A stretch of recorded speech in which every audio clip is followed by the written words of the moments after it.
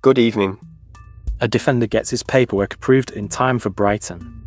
A battalion offers video game leave to keep its numbers up. Humanitarian workers can reach the Pacific because no one is shooting at them yet. The distance between what we plan and what we can actually do. That is what today keeps showing us. A Nigerian footballer has been cleared to play in European competition tomorrow night. 20-year-old defender Vince Osuji will be available for his new club Tromsø when they face Brighton and Hove Albion in the UEFA Europa Conference League. Osuji is a former Nigeria under-17 international. He joined the Norwegian side from Club Brugge in Belgium, where he'd spent the previous 18 months. He never made a senior appearance for the Belgian top division club. OwnGoal Nigeria reported this. An Ebola outbreak in the Democratic Republic of the Congo has been growing for months. Health experts warn it could become larger than the epidemic that killed thousands across West Africa between 2014 and 2016. The DRC is one of the world's poorest countries. The crisis there has reached this scale partly because of changes in how America approaches international aid. The Trump administration has adopted what it calls an America First policy. That approach has affected the response to the outbreak. Health officials have been sounding the alarm about the situation for some time.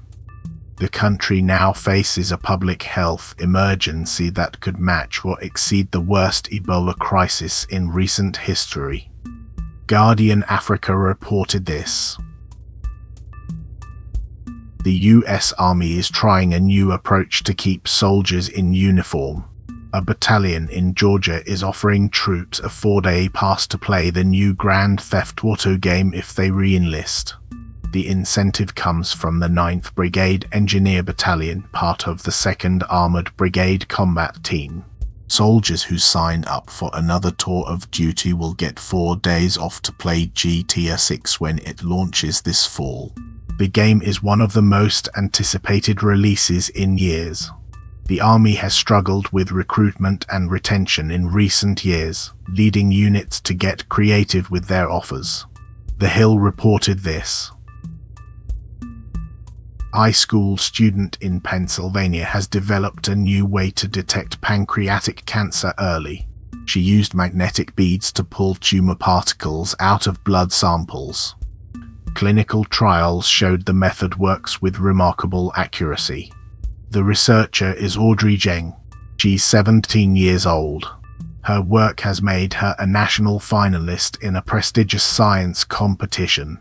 The technique could help doctors diagnose the disease much earlier than they can now. That matters because pancreatic cancer is often found too late for treatment to work well. Times of India reported this.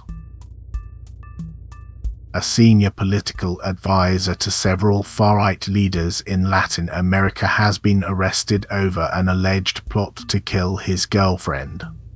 Fernando Cereindo is accused of ordering the shooting of Bolivian lawyer Nadia Bella. The 42-year-old businessman had been working as an advisor to Bolivia's president, Rodrigo Paz Pereira.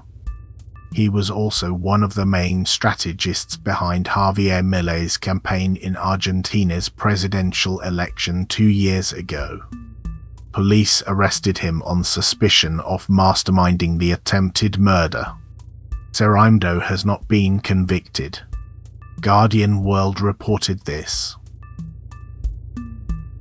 Fernando Cereindo has been arrested in connection with the shooting of Nadia Bella, a Bolivian lawyer. He advised several far-right leaders across Latin America. The Pacific is not a war zone, but aid workers still struggle to reach people who need help. Humanitarian workers in the Pacific are struggling with serious logistical problems and difficulties getting to where they're needed. That's according to World Vision, which operates across the region. The challenges are different from those faced in war zones like Gaza, Ukraine, and Sudan. Workers in the Pacific are generally not targeted by violence. but the combination of remote locations and poor infrastructure makes delivering aid complicated. World Vision says these obstacles create their own set of problems for relief operations. The organization highlighted the contrast between the Pacific's access issues and the active dangers humanitarian staff face in conflict areas around the world. RNZ Pacific reported this. A council in New Zealand's North Island has been accused of ignoring warnings about landslide danger for nearly 3 decades. A review has found Tauranga City Council failed to act on several alerts about the risk of a slip at a nearby campground. The warnings came over a period of 27 years. The former mayor of Tauranga says he was never told about the danger. The review's findings are described as damning. They raise questions about how local authorities handle safety warnings when they're given information about risks to public land. RNZ reported this. Arsenal are set to sign defender Ezri Konsa from Aston Villa. The deal is worth £51 million. Former Manchester United captain Rio Ferdinand says the signing will help Arsenal win the Premier League title for a second year in a row. They won it last season. Ferdinand has given his reasons for the prediction. He believes Konsa will strengthen their defence significantly. The move would make Arsenal favourites to retain their crown. Mirror Football reported this.